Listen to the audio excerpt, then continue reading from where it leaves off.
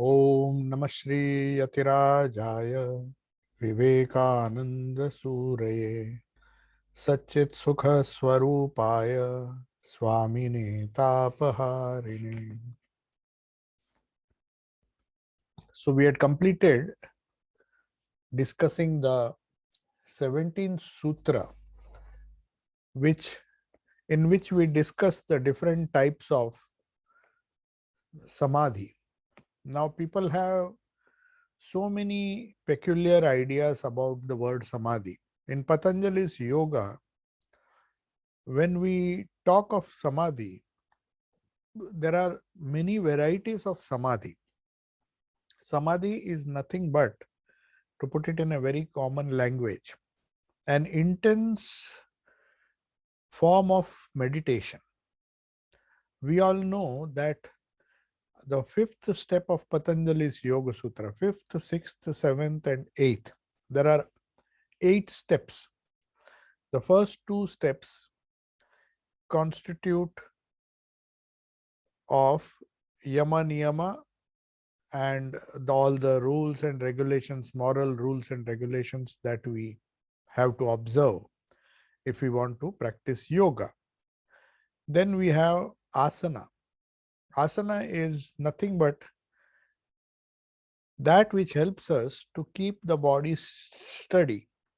Not only that, it helps us to keep the spinal cord erect. So it's always a good practice to sit straight or even lie down so that the spine is always erect. So that is the basic rule. Any posture that helps you to keep the spine in a perpendicular direction to the earth, it has to be exactly perpendicular, 90 degrees. So any posture or any position which helps you and sit with ease, that can be termed as asana. Of course, asana has been developed into a very big science. There are certain physiological and therapeutic uh, benefits of asanas, but Patanjali is not interested in all those things. Asanas are good to keep the body in good shape, and as long as the body is in good shape, its real purpose is to keep the spinal cord erect, so that when you start meditating, when you start pratyahara, dharana, dhyana,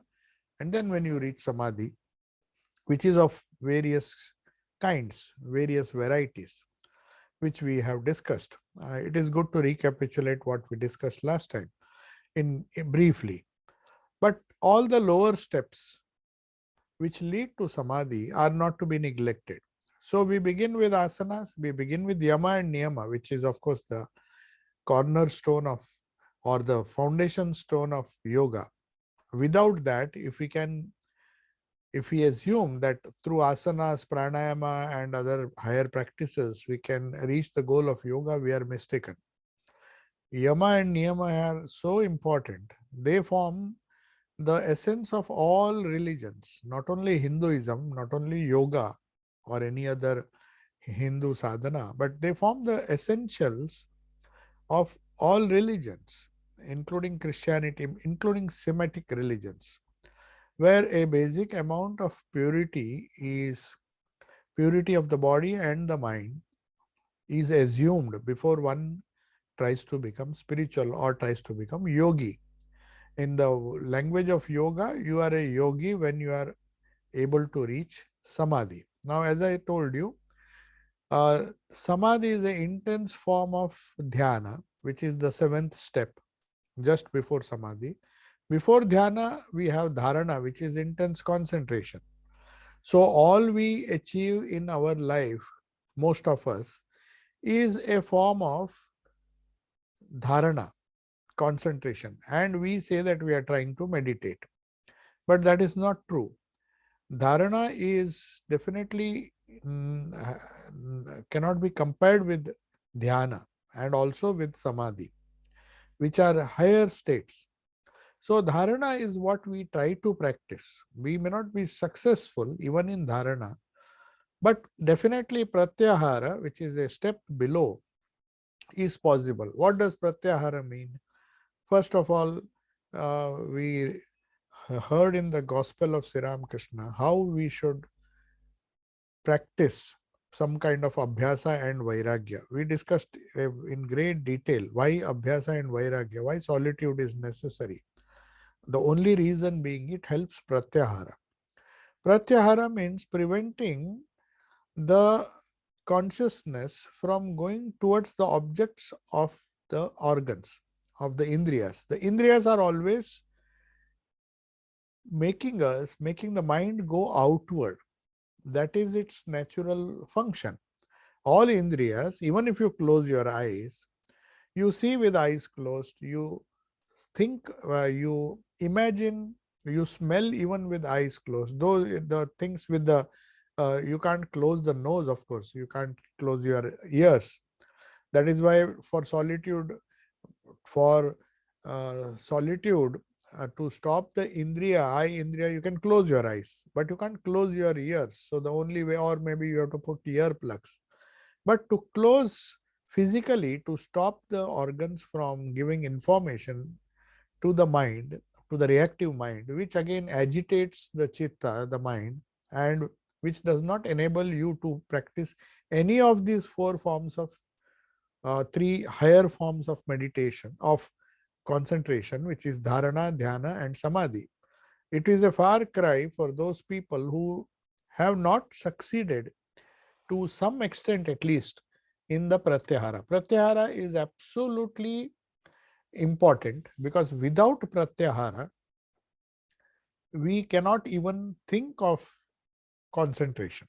So when a young person, a young student, for example, when he says, I can't concentrate on my subject, I can't concentrate on anything. Suppose he's learning music, he's learning so many skills. The dharana itself becomes difficult for such a person who has no control over the organs.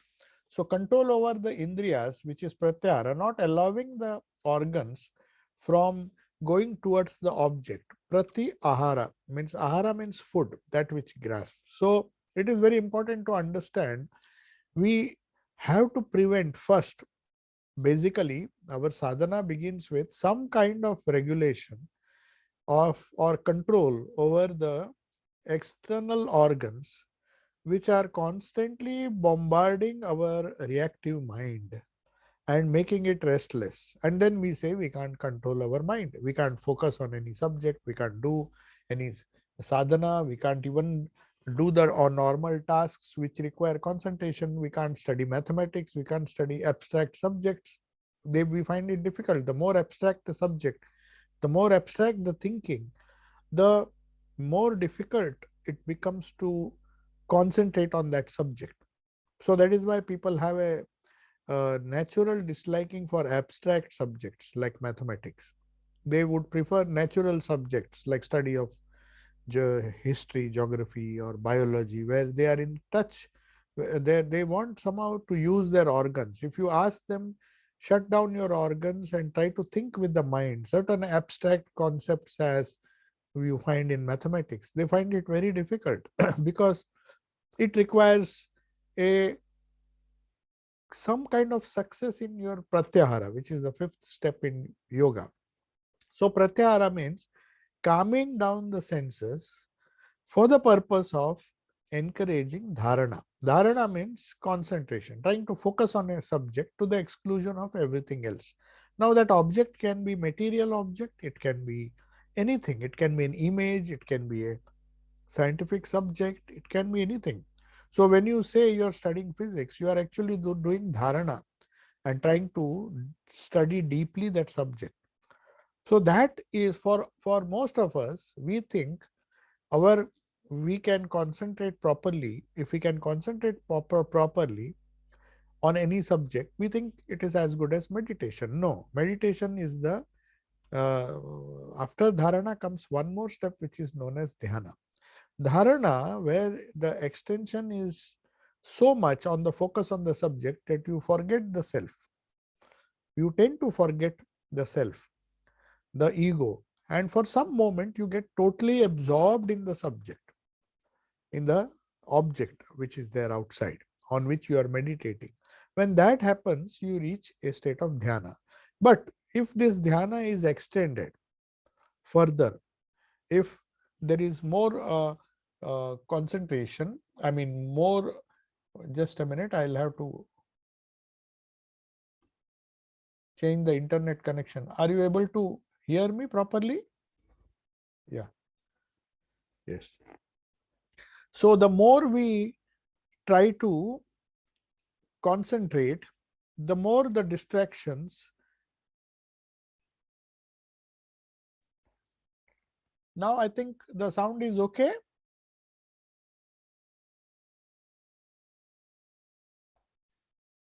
Yeah, it should be okay now.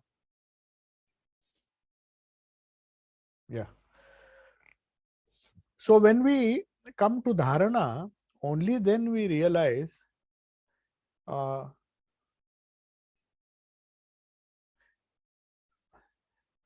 now it should be okay. I changed the internet connection. I think it should be okay. So dharana is something which is achievable for many of us. But when we come to dhyana, before we even consider the subject of samadhi, we have to be very particular, because samadhi, as I told you, doesn't necessarily mean nirvikalpa samadhi or some kind of moksha. It There is a lot of uh, things to know in this samadhi. As I told you, samadhi, now I'll briefly explain what I explained last time. It is divided into two varieties. One is called samprajnata samadhi, other is asamprajnata samadhi. In the first type of samadhi, it is something which gives you power over nature. To put it in very simple words, Prakruti, it is of four varieties.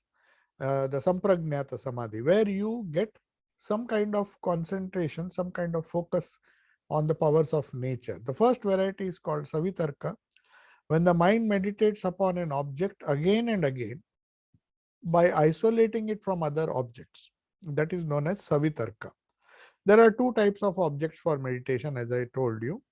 You can meditate on any one of these objects, the 24 sentient categories of nature, or the sentient Purusha, the insentient categories of nature. I explained to you, I'm not going to explain again. So all the objects and all the phenomena, the phenomenal world around us provides us with the 24 types of insentient or jada. It is known as jada, inert objects on which we can meditate. They can be the organs, they can be the mind. Even the mind is some kind of matter. So they are all insentient, except the soul or Atma, the Satchidananda Brahma or the Purusha, which is sentient. All other objects are uh, of the Sankhya's, the categories of Prakriti, of Mother Nature. They can be meditated upon. When the mind meditates upon an object, one particular object from this Prakriti, to the exclusion of everything else, it is known as Savitarka. This part of yoga is based on entirely based on the Sankhya philosophy. The yoga is based on Sankhya philosophy, which also forms the basis of, partly it forms the basis of Vedanta, which goes a step ahead. Now, egoism, will and mind, the ego in the mind. We have a willpower, we have an ego, and the mind, the reactive mind, have a common basis, the chitta, as I told you. The chitta or the mind stuff, you can say, where our old samskaras are also there. So from that mind stuff, all our thoughts, our ego, our will, our reactive mind, everything is based upon the subtle matter which is known as chitta.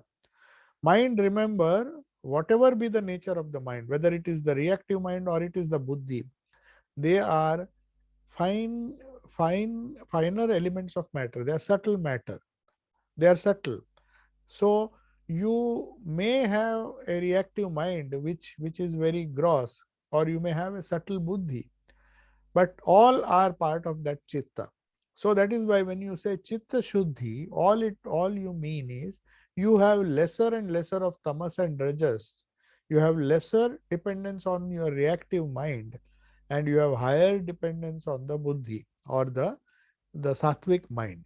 The buddhi is the mind which keeps your mental balance, helps you to take the right decisions at the right time, whereas the reactive mind is full of attachment and detachment, raga and dvesha, attachment towards certain gross objects. You know, certain gross objects are giving you intense pain, but you cannot separate from it. That is known as raga. You you know there are certain things which are giving you joy. You can't separate from that. That is raga. And you somehow dvesha also, you hate certain things which give you pain. So that is dvesha. So that is the nature of the reactive mind, because there is more lot of rajas and tamas. So when our mind is getting agitated, we have to remember that we have to raise it to a level of sattva where we can see with total detachment things around us and take appropriate actions. Now that buddhi was awakened in Arjuna. He was afraid, how can I deal with my relatives and all? These are all relatives. How can I be harsh on them? But you have to, because that is swadharma. Because you are, Arjuna was subjected to the reactive mind. He was unable to take higher decisions. He was again and again suffering, making wrong decisions.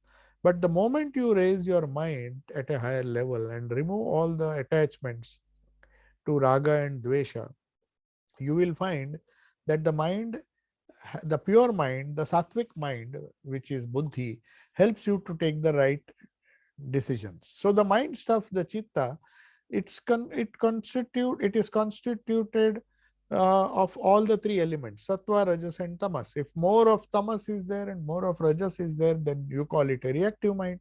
If there is more sattva, you call it a buddhi, you call it a non-reactive or a intelligent mind. So the mind stuff, chitta, uh, takes in the forces of nature. There's a lot of forces, external forces. Somebody abuses you, somebody scolds you, somebody speaks sweetly with you. So all this has a reaction, and it gives rise to thoughts. We give rise to thoughts depending on the inputs we get from the external world. So in certain cases, we go to solitude and then we try to calm down the mind. In other cases, you take the help of the buddhi and do not let the buddhi, the sattvic buddhi, we allow it to take decisions and not allow the reactive mind to take decisions, which always takes wrong decisions based upon our attachment and our detachment. So, not detachment, our attachment, raga and dvesha. So, raga and dvesha are guiding our destinies now, because our minds are not cultivated, are not high enough to take it to the level of buddhi. It is not sattvic enough. So there is more of rajas and tamas. So the mind stuff takes the forces of nature. They may be forces of nature, can be rajasic, tamasic. If somebody is always negative and abusing you, they are tamasic. The influence of that person is tamasic on you. So the reactive mind naturally gets clouded and doesn't, and is not able to take a firm or a logical decision. It fumbles because it is still at the reactive mind stage. But as a result of sadhana and japa, when you raise the mind and become calm, and when you become raise the mind to a sattvic level of the buddhi, then the thoughts that come, the mind stuff is the same, but it is purified. There is chitta shuddhi. So the thoughts that come from outside, even though they may be very negative or tamasic thoughts, the mind has got a capacity, the buddhi has got a capacity to look at it from a different viewpoint than that of a reactive mind. So we don't react, and then we just take the right decision and try to uh, refine the chitta so that it projects good thoughts.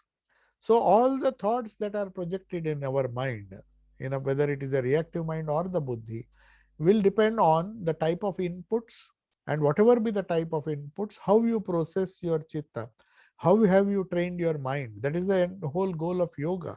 How we train our mind to give the necessary reactions, to control our thoughts, to give the right kind of thoughts, and not give rise to depressive thoughts, anxious thoughts, thoughts of worry. For that, this homework has to be done. You have to take the mind to a higher level and meditate as much as possible. So this is what this meditation is all about. Depending on what you meditate, if you meditate on gross objects, your mind will be rajasic or tamasic. But out of the 24 principles, if you meditate on the higher principles of Prakriti, I'm not talking of the Purusha as yet. If you meditate on the Purusha, it is the highest, because then your mind will become sattvic immediately. That is what we are told to meditate. When we say meditation on Ishvara or God, we are actually meditating on the Purusha, not on Prakriti. But the more we think about Prakriti and meditate on Prakriti, it has a tendency to lower our capacity to understand things. So the mind stuff, there must be something where both force and matter become one. So this is known as avyakta. And as I told you, the Purusha is beyond the Prakriti. The Prakriti is where all this play of thoughts, of good thoughts, bad thoughts, evil actions, good actions, Kriya, willpower, and all those things. It's a drama which is taking place in Prakriti. But if you meditate on Purusha, you elevate the mind slowly and you get power over it. You understand things more deeply. You can conduct your life in a much smoother manner. So that is what uh, that sort of meditation where external gross elements are the objects of your meditation is known as savitarka. Vitarka means question. Savitarka means with question. So we question these elements and they give us truths, and that is how science has developed. I told all these things. There is no liberation in getting these powers. You may become a good scientist, you may become a good academician, but you will not get will not reach the goal of life. We will not reach the nirvikalpa samadhi, which is in Vedanta. It is known as, because it is still savitarka. It is a worldly search of after enjoyments, but with a highly concentrated mind, you can succeed more and your enjoyments will be more. That's all. But he doesn't become a better person. The enjoyments are more because your meditation is on the gross objects. The old lesson which Mayan finds hard to learn. It is a very hard lesson we learn, that meditating on the objects is not going to give us happiness. It is going to give us sorrow today or tomorrow. Temporarily, we may think we are safe, we are secure, we have a lot of wealth and all those things. But somehow or the other, if we don't take care of our mind, unconsciously, we learn the lesson the hard way. The old lesson, Swamiji says, we learn the old lesson. Any running after enjoyment, no matter what Savitarka Samadhi you have, Savitarka Samadhi means what type of deep concentration you have. If it is on any object which is perishable, it is going to make you suffer sooner or later. So when he finally learns this hard lesson, he tries to become free and try to detach himself from these gross objects. That is the goal of yoga. Savitarka Samadhi, though Patanjali mentions, it is not the goal. So though as a science, as a scientist, Patanjali is bound to point out the possibilities of this science, he never misses an opportunity to warn us against these powers. These intense powers will give you some kind of glory in the world, but ultimately they will bind you. So, in the same way, one struggles to take the elements out of time and space. We do nirvitarka also. Savitarka, nirvitarka. When the meditation goes higher, we meditate on the tanmatras. But even then, one thinks of them in space and time.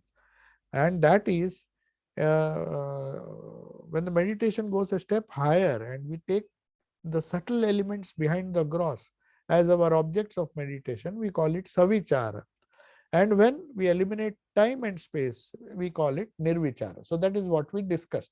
These are the different types of samadhis. But 18th verse says there is a higher samadhi which virama pratyaya abhyasa purva sanskara shesha anyaha.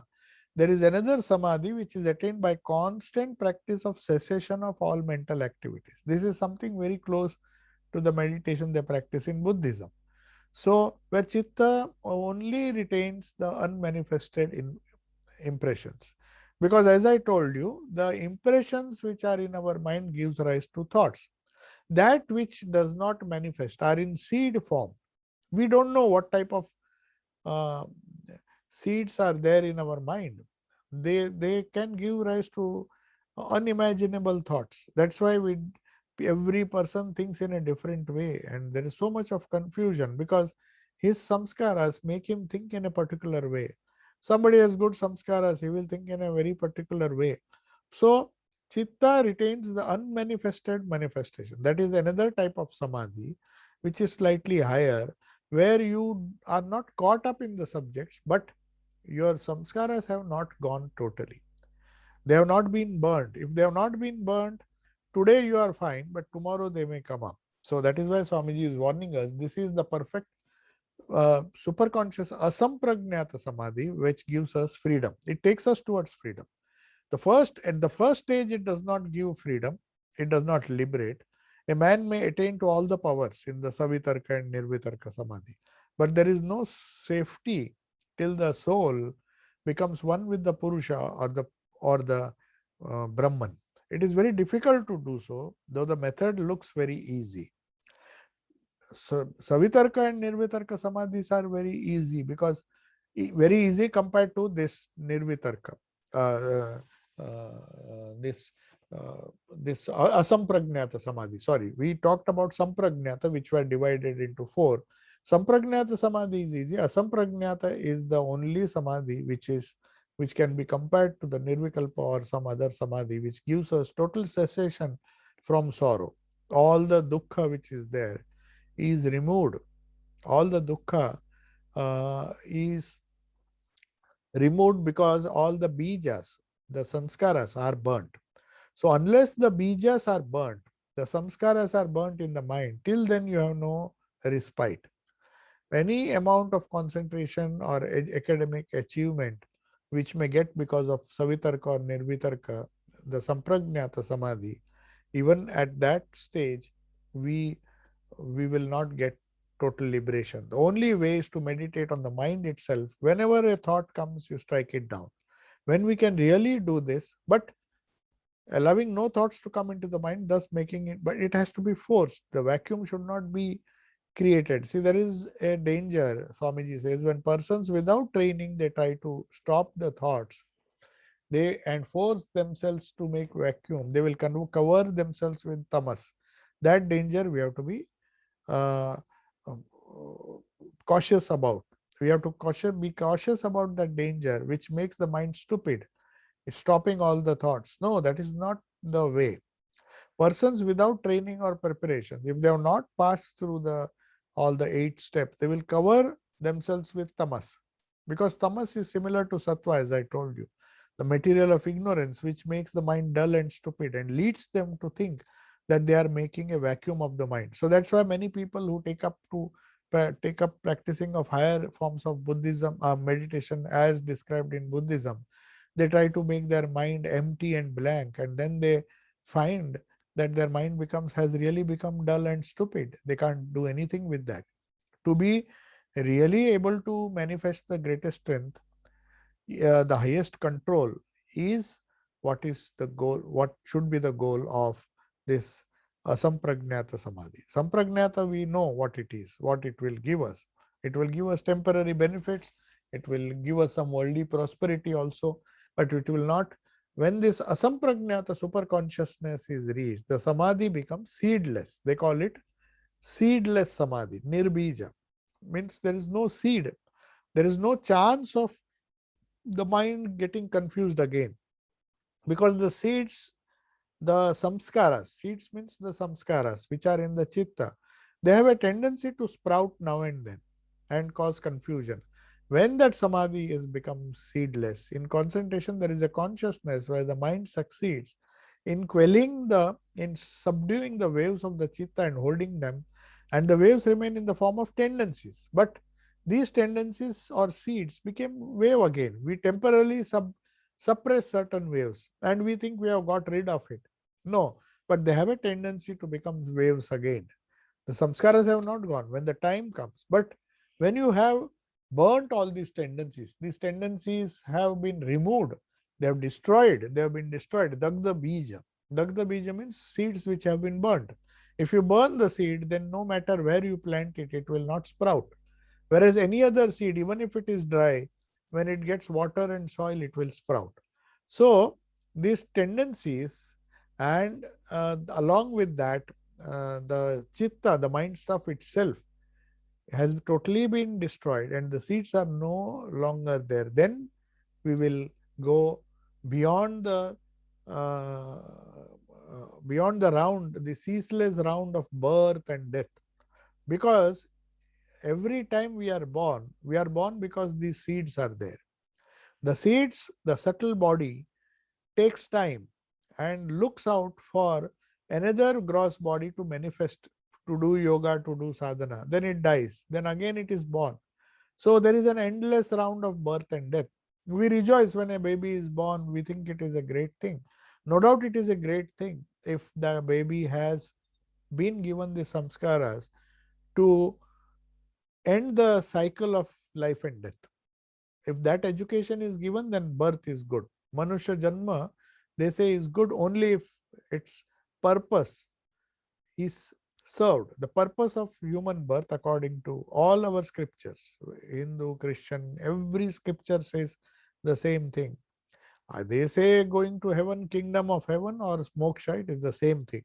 But everybody says that life on this earth or in the gross world, no matter how many times you come, it is a mixture of this birth and death. The cycle is a mixture of joy and happiness. So when the soul gets disgusted by for some reason, he gets disgusted, he doesn't want to be born again, he tries for this seedless samadhi, asampragna samadhi, nirbija samadhi, where he will destroy the tendency of the seed to sprout again. So if that has been achieved, then you become one with the glorious Purusha, one with God. That is what God realization means. For a yogi, nirvana or getting this asampragnata samadhi is the goal. There are lower samadhis, there are lower concentrations, there are lower types of meditation. We have to understand that in proper perspective. But the goal of Raj Yoga or the goal of Patanjali's Yoga Sutras is neither this asana, pranayama, and all those things, because they are still gross. We will be still going round and round in the gross world, getting a blow now and then giving up that pursuit. But why should we wait for blows? The yogi says, why should you wait for getting blows from the world to find out that the world is temporary? We know our God has given us intelligence. There are scriptures where you get a very clear idea that these temporary things are going to give you sooner or later, is going to give you these things are going to give you some kind of restlessness and sorrow. So the path which Bhagwan Buddha and all the Vedanta and all this yoga, they say the cessation of misery or dukkha nivarana, Parama Sukha Prapti and Dukkha Nivarana. These two things are the goal of life. If one really wants to get rid of the cycle of birth and death and the associated dukkha with that, then one has to rise from gross to subtle. So that essence, in essence, is the goal of Sampragnata, Asampragnata Samadhi. Now, in the next verse, you may ask, what is that state which is where there is the mind and all these samskaras have gone? What is knowledge? Then what do you mean by knowledge? Knowing this thing, that thing, this science, that science, knowing so many things in the world. Is it useless? It is not useless, but it is a lower knowledge. One is beyond knowledge, the higher knowledge. The extremes look very, Swamiji says, they look very alike. Sattva and tamas look very much alike.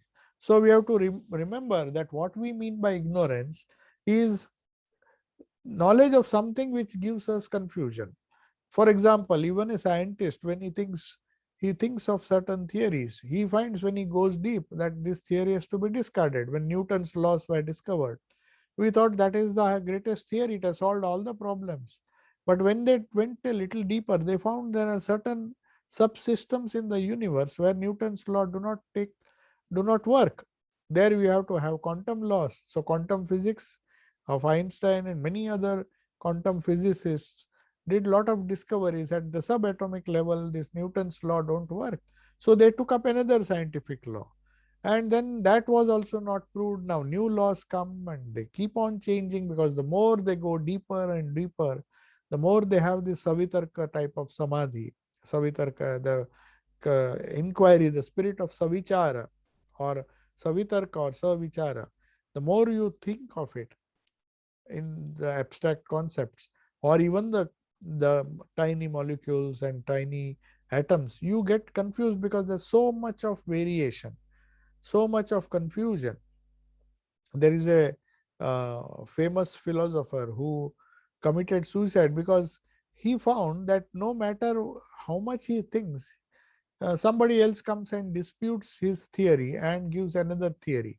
So he went on engaging his mind, not knowing that the step to go beyond the mind, go to a higher level, is what is necessary.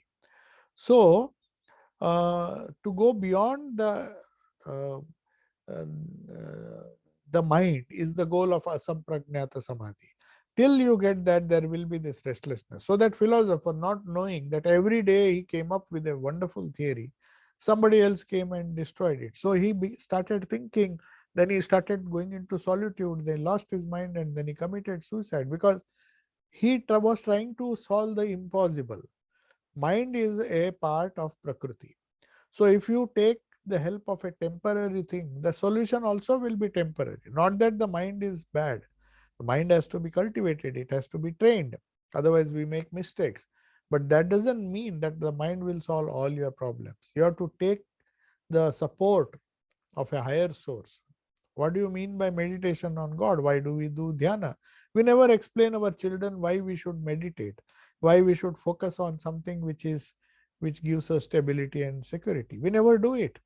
And we are responsible if they fall a victim to their uh, reactive mind, which is a very, very low kind of mind. And we find they are reacting day and night. The reactive mind is causing so much of misery. Something is wrong in our training because we have not allowed them to know the higher faculties of the mind. Somehow or the other, when one is young, these ideas have to be given because they come very handy in old age or even in middle age. When you find that you lack that kind of stability. So these ideas of asampragnata samadhi, the higher concentration, these may be ideals. We may not be able to reach it. We may just go to the level of dhyana and dharana. We may not be able to reach. But at least one should have an idea that there is a higher state than this reactive mind.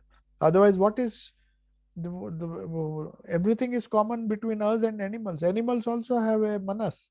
They have a reactive mind. They also react. In fact, their sense organs are sharper than us. They can understand. Some dogs are very sharp. They can hear much better than us. They can smell much better than us. So, in a way, they have got certain indriyas or certain sense organs which are sharper than us.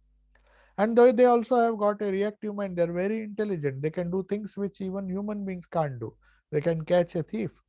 That doesn't mean the dog is superior to the human being. If we do those same things in a superior way, then what distinguishes us from these dogs and other animals? It's a very harsh thing to say, but it is a fact. Are we better? If we are better, we have to show it. We have to show that we have a capacity.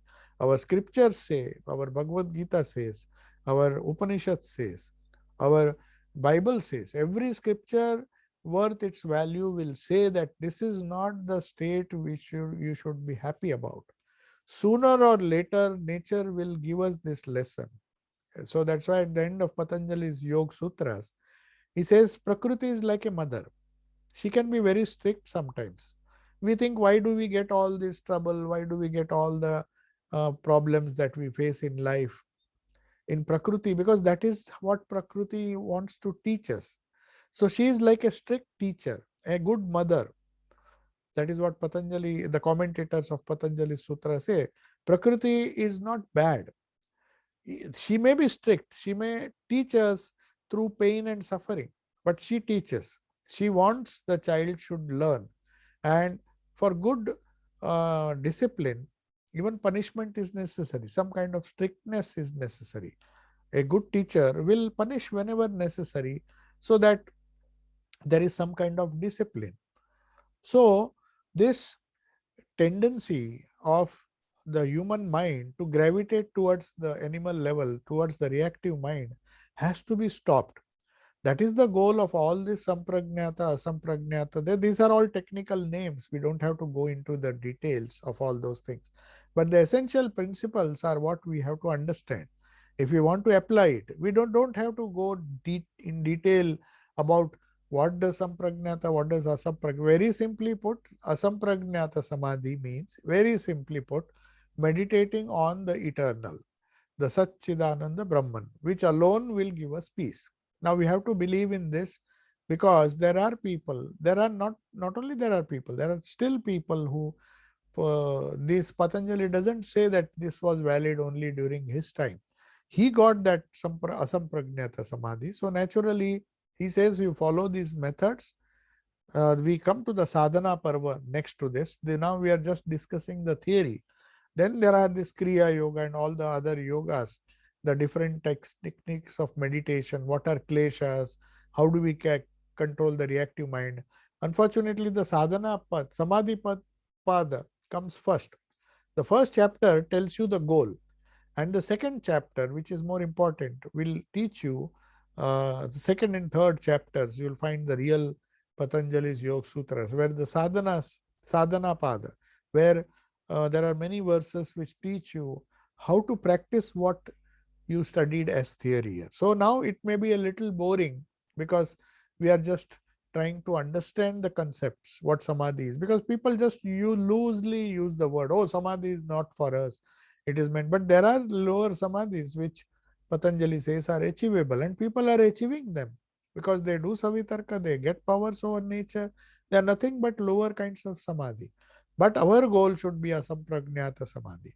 So the constant controlling power, you see, if suppose we want to clean gold, what we do, we put it in a furnace and just go on heating it, because gold will melt and it will take all the alloy, all the other metals will be cleaned, they will float and they can be removed. There is a process. Constant controlling our sense organs purifies our mind and makes it into a gold. The gold example is given. When the ore is melted, the dross is burnt.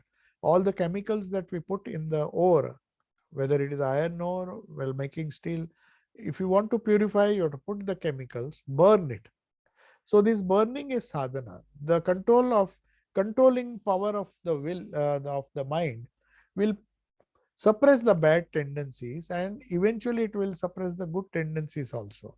The evil tendencies will be suppressed by the good tendencies, and then they will uh, uh, kill the bad tendencies, and what will left is the pure living alone, the soul, which will shine in its own glory, which is neither good nor bad. It is omnipresent, omnipotent, and omniscient. It is all knowing, it is Sat, it is of the nature of Sat, omnipresent, omnipotent, Chit, infinite consciousness, and infinite knowledge, consciousness. So Sat, Chit, Ananda. So then you will find, so the goal of Asampragnata Samadhi is meditating on the imperishable. So this has to be done again and again. In our mind forgets this. The essence of spiritual sadhana is to do our japa and meditate as much as possible. You may ask, what will we gain? What will we gain? We will, first of all, before we get asampragnata samadhi, there are a lot of benefits. First of all, it will give a stability to our mind. It will enable us to bear the brunt of the reactive mind. That is its greatest benefit, even while we are struggling with our own minds. We are struggling, no doubt. But the ideas of asampragnata samadhi and the meditation done to reach that goal, even if we are halfway or even we are far away from that goal, still the process itself cleans cleans the mind and enables us to uh, have some kind of control over ourselves, control, some kind of security, some kind of stability, which is missing in most of us. because most of us have trained our children to just live in the reactive mode.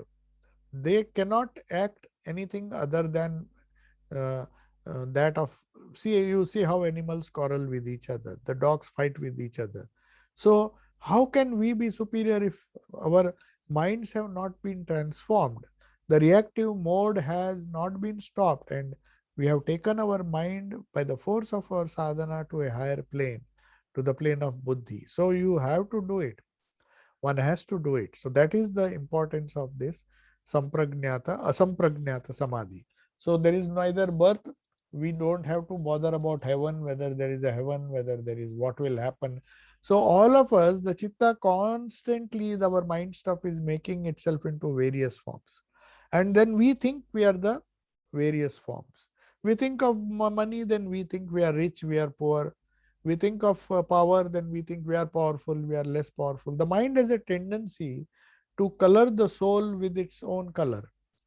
Only when the soul is free, it is detached from this stupid mind, the reactive mind, then only you will find then only we can say that we are one with God, and then we will enjoy real peace, real, uh, we will enjoy our real divinity, our real glory. So according to the Sankhya philosophy, whatever you meditate upon, you can, according to them, there is actually no Ishvara or God. They say we don't need a God. We know there is a Purusha within us.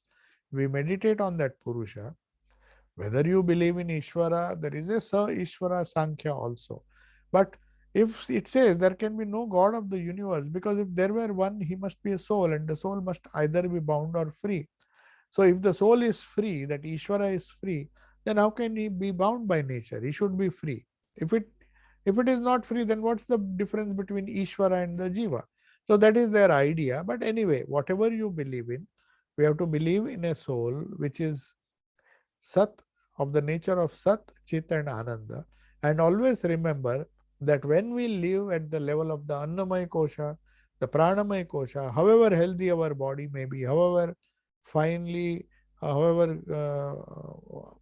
healthy our body and our habits may be, we may be keeping our body in fine tuning it with all sorts of yoga, asanas and all, that is fine. But beyond that, there are other levels which are more eternal. Our mind, the reactive mind, which can be taken to the level of buddhi, we have to take care of that, because that is the only thing which will go with us. Our buddhi, our samskaras will be our constant companion even after death.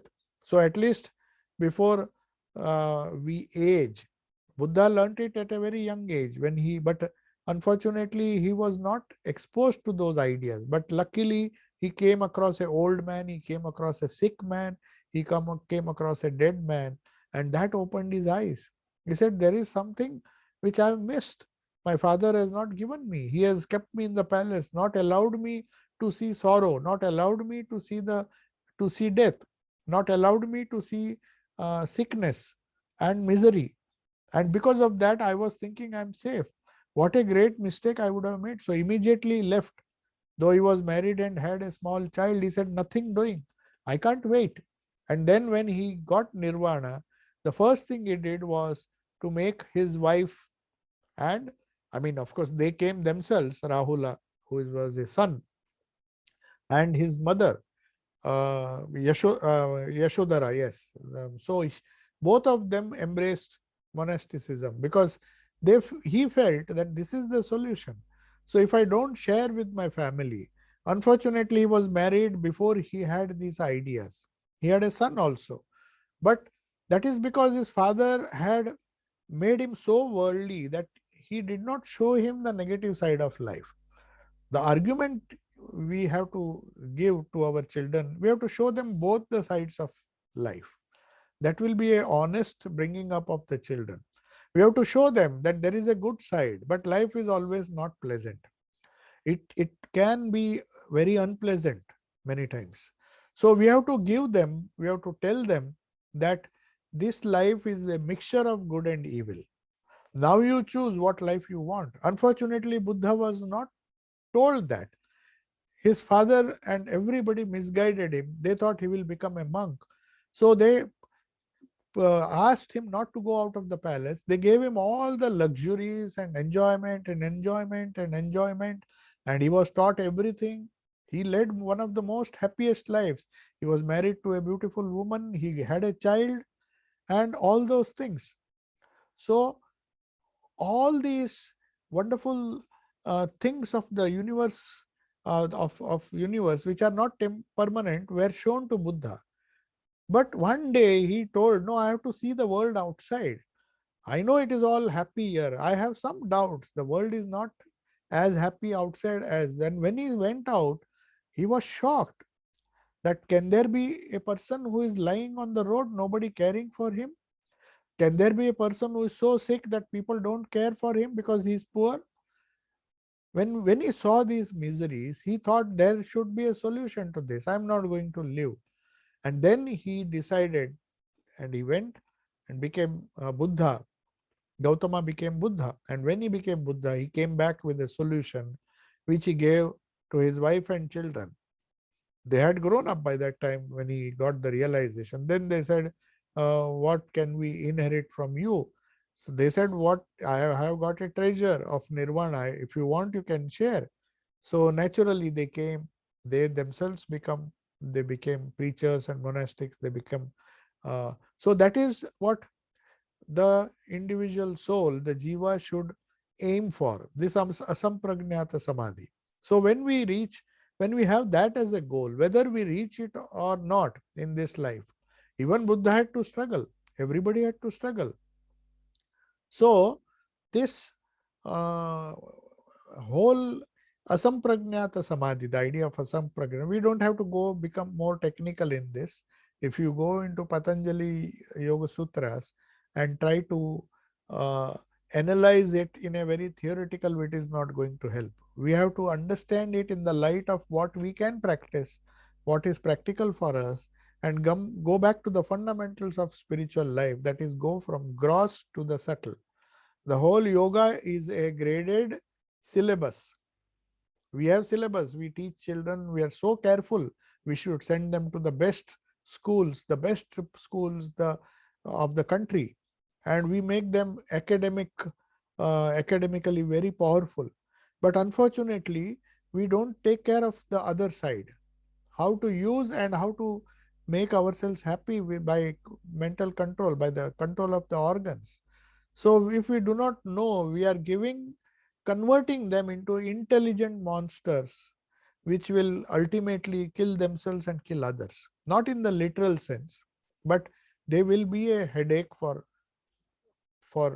themselves, and they'll be a headache for others. So we have to be very cautious, understand the importance of living a spiritual life, living a God-centered life, or living a soul-centered life, because Patanjali does not believe in God. He says you don't have to believe. You believe in the Purusha, the shining, immortal, the eternal.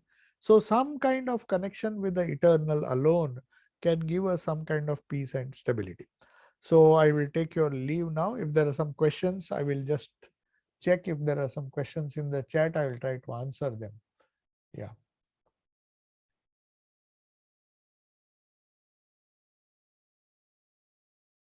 Yes, asampragnata samadhi of yoga is similar to nirvikalpa samadhi of Advaita. Yes, the answer is it is almost similar, because you see it's the way you define things, but it is the same, because there also you have to go beyond the mind. In asampragnata also you have to go beyond the mind. Acha, now there's another question. Successful man is different from a better man. Now, which is higher in the real world of Martya Loka? Sometimes education disguises for the foolish from their lack of understanding. Yes.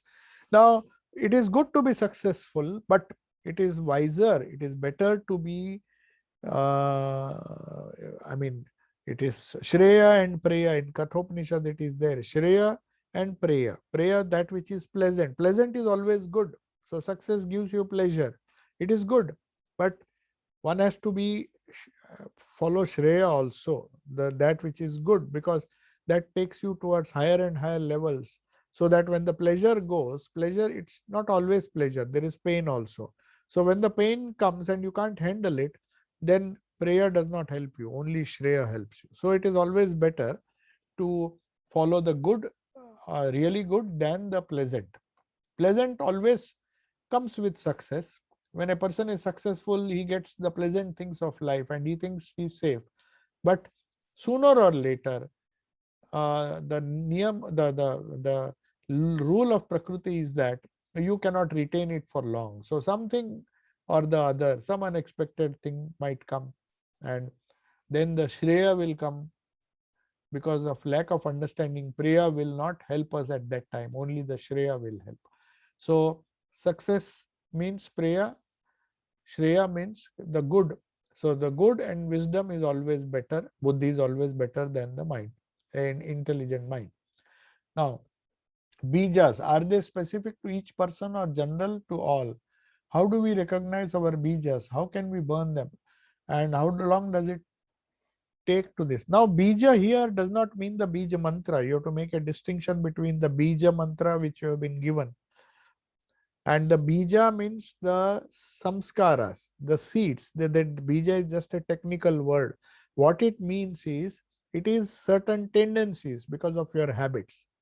So when your habits become firm, they become samskaras. They are known as bijas in Patanjali's yoga. So they are specific to each person. They are definitely specific to each person, because your bijas, your tendencies are not the same, exactly the same. They may be similar to others, like anger, envy, jealousy. These, they are similar, but the manifestation may be separate. It is just like two trees. They may belong to the same species, but the each tree is different in a way. So they may belong to the same species, they will grow, they will have the exactly same type of leaves, but the number of leaves may change, the number of fruits may change, and the quality also may change. So we have to remember that these bijas, though they are specific in certain cases, they are similar, but they are not the same. So everybody comes with his own bundle of samskaras, his baggage of samskaras. So he has to be find out himself what kind of samskaras or bijas are there. And when you do yoga, when you go nearer and near to asampragnata samadhi, when you really want to burn them, the problem is, do you want to burn them? That is what Buddha decided, and that is what Patanjali would have decided. All the yogis decide that they had enough of this sprouting. But if one is not bothered about the bija, which a majority of the people don't bother, they say, let it grow, we will jump up and down, we will go to sorrow, and then again get some joy in between, and then again get sorrow. So this, we will play this hide and seek game. It doesn't matter. Let the seeds come, let it sprout into a good tree, and let the weeds also come. So the bad bijas will give rise to weeds. So we'll always have a mixed crop. So unless we burn them, you won't get a flat land. That is the idea.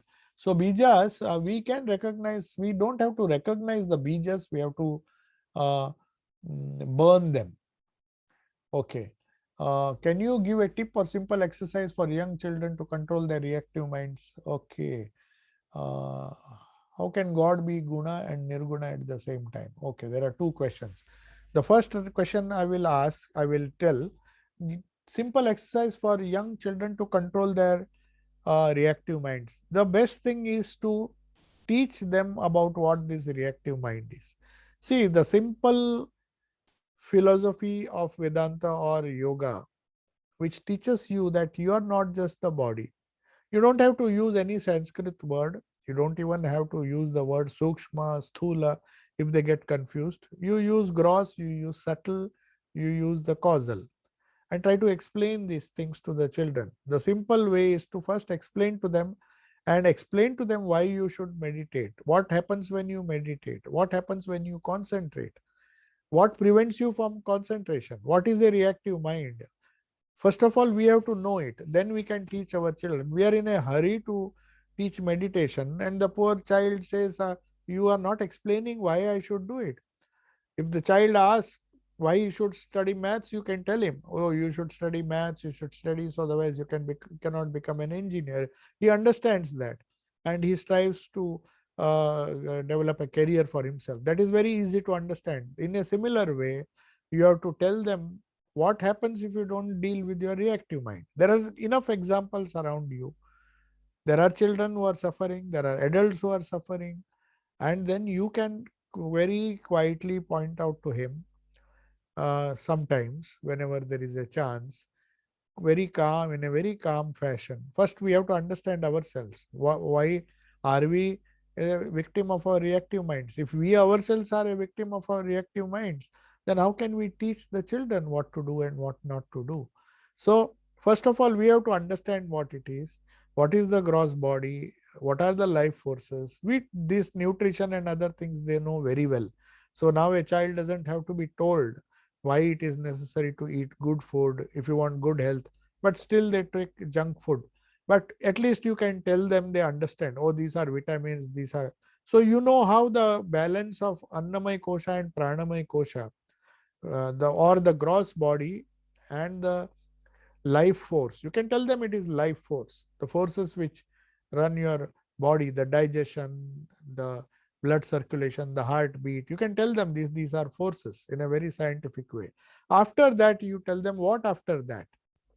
Then you explain to them what is a mind, what is the reactive portion of the mind, what is the wise mind. Are you able to take decisions? Are you training the child to take right decisions? That means he is living more in the level of buddhi. What is Shreya? What is Preya? If these things could be taught by Yama to Nachiketa, who was just 12 years old, definitely we can teach our children the same thing. There's nothing wrong. Yeah, Shreya and Pray, if you read the Kathopanishad, the simple translation, you will find how nicely Yama is explaining how to deal with the mind. What is buddhi? Our body is like a chariot. The horses are like the indriyas, the organs. So the child will understand if you tell him the horses have to be controlled. That means the senses have to be controlled if the chariot has to move in the right direction. And what is the buddhi? The buddhi is the driver who holds the mind, the reactive mind, which are the reins of the horse. So any child who has seen a horse carriage, he knows that without a proper driver or a proper person to control the chariot, to hold the four horses and make them move in a straight direction, it is going to meet with an accident. So these are the simple ways, and then there is no simple way here. You have to explain these things and then tell him all these things you can achieve. This buddhi can be achieved by focusing on uh, the indestructible or the permanent spirit within, which you can call as God. If they believe in God, it is, you can tell them, meditate on that supreme bright existence which is within you, or ask them to meditate on the divinity, take some light, or give some concept for meditation. Definitely asking them not to focus outside but try to focus within.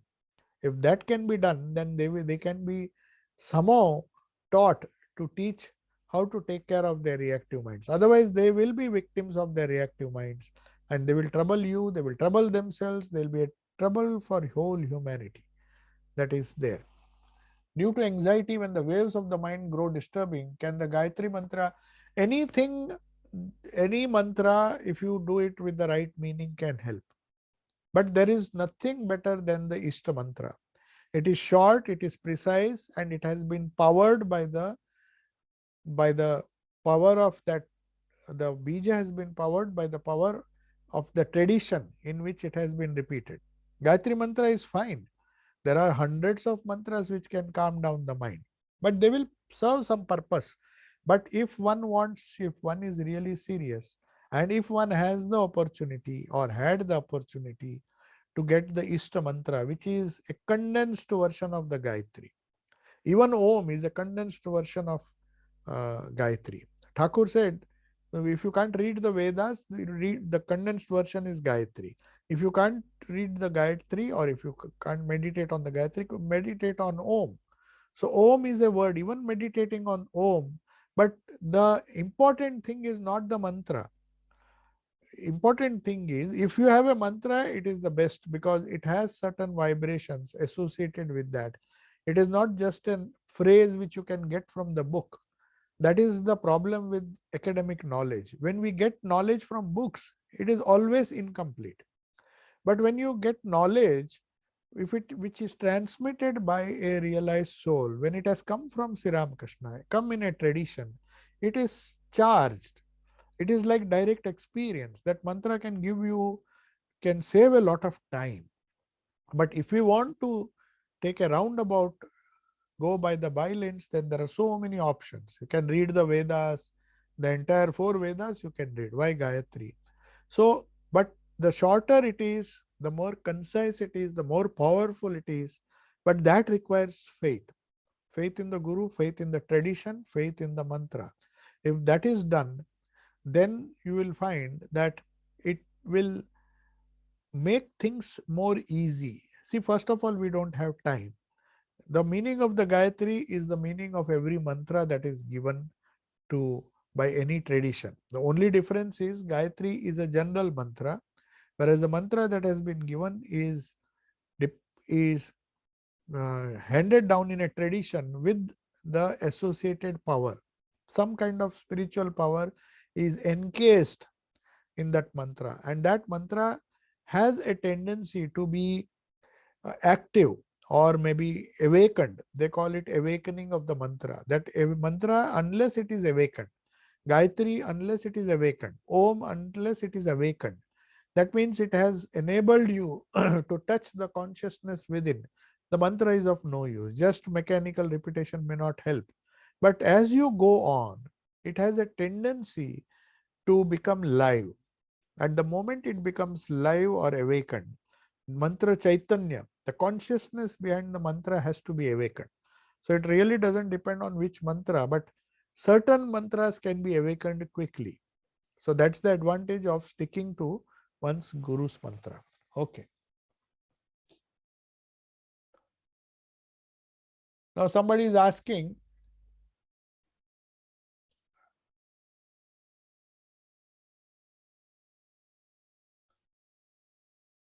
yeah, Hari Om, is there a way of physically proving the existence of the subtle 5 pranas? There is no need to physically prove. It is a matter of experience. No stupid person will ask this question. If he asks, he is stupid. Because do you need proof that there is a force which digests your food?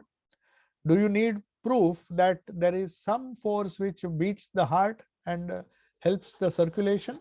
Now, even a kindergarten child or maybe a student who has just started learning science, he knows there is digestion, he knows there is assimilation. If he knows how the food is assimilated, how it gives rise to strength, what is nutrition. So, if he knows that, then the 5 forces have been very clearly defined, their functions are defined. There is a regulatory mechanism in the body which controls the temperature and maintains. Who does it? Can any science give?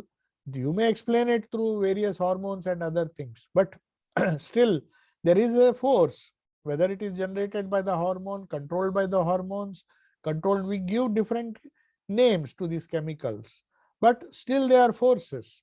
The forces are generated and they do their action. The heart beats. No fool will tell you that the heart does not beat. It has to beat. So where is that life force? It is the prana.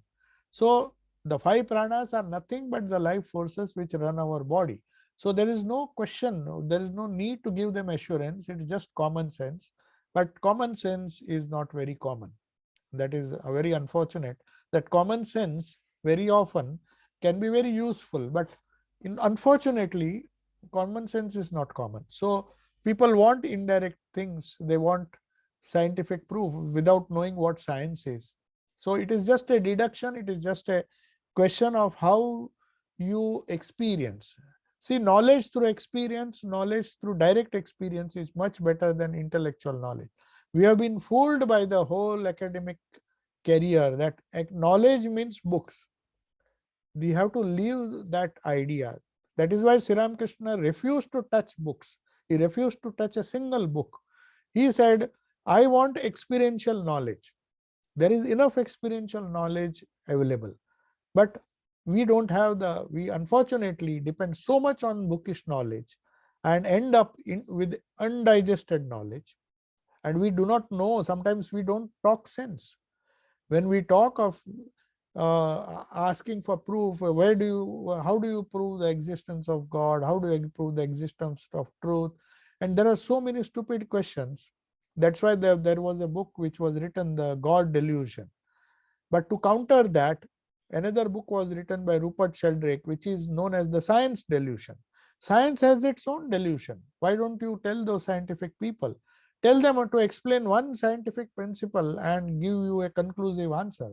So you don't have to worry about these people, Western friends and non-Vedantic friends and all. If they have common sense, that is enough. He can be anybody. He can belong to any culture. He knows what his body is. He knows some preliminary knowledge of the life forces, prana. So it should not be difficult. Okay.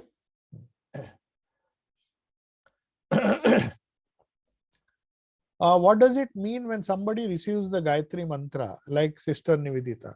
Yes, Gayatri Mantra, I don't know whether Swami Vivekananda gave the Gayatri Mantra as a mantra for sadhana. He might have given her some other mantra. But he explained, because Gayatri Mantra, no doubt, is a very, very powerful mantra. For those who don't have, who have not been initiated, it is so important. They say that it is the essence of the Vedas. You see the meaning of Gayatri. Om Bhur Bhuvaswaha Tat Savitur Varenyam Bhargo Devasya Dhimahi Dhiyo Yona Prachodayata. What does it mean? It is the essence of all mantras. It is the essence of Om. Om, Bhur, Bhuva, all the three relative, gross, subtle, and causal existence. Bhur, Bhuva, Swaha. Tat Savitur Varenyam. I worship that Purusha within my heart or anywhere. It's not just the sun that I'm worshipping. That bright consciousness within, I'm worshipping. Dhiyo Yona. Dhiyo means give me buddhi. Don't make me stupid. Don't make me go and uh, be one with the reactive mind. So Gayatri Mantra is a powerful mantra, which is as powerful as any other mantra. But other mantras, if they are come through the proper channel, they can be more easy and shorter. That's all. But the Gayatri Mantra and the other mantras mean the same thing. Let that ignorance awaken my buddhi. Because now the problem is our buddhi is not awakened. Only a true understanding of spirituality can come when the buddhi has been awakened. And that awakening of the buddhi is what Gayatri Mantra is about. Gayatri Mantra's meaning is simple. Dhiyo yona prachodayata. Please give me, awaken my buddhi. Let me not continue to be stupid anymore. Let me not be a victim of the reactive mind, the manas. Enlighten my buddhi so that I can think, see, and experience the truth. Dhiyo yona prachodayat. Let me that Dhi be awakened so that I see things in a very clear perspective. That is the meaning of Gayatri. So it is fine. It is it is the meaning. I mean, when somebody receives it, perhaps when Swamiji explained it to Sister Nivedita, he would have told her that this is the meaning, this is the Gayatri. Because you see, many of the people who have not been formally initiated, they have been initiated by their own parents, especially if they have done their Upanayana. So Gayatri Mantra is given to all the Hindu families, to the Brahmins, especially when they do Upanayana ceremony. So it is no doubt a very, very powerful mantra. But as I told you, there are other mantras also. The meaning is important. There is an Om is there in almost a part of every mantra.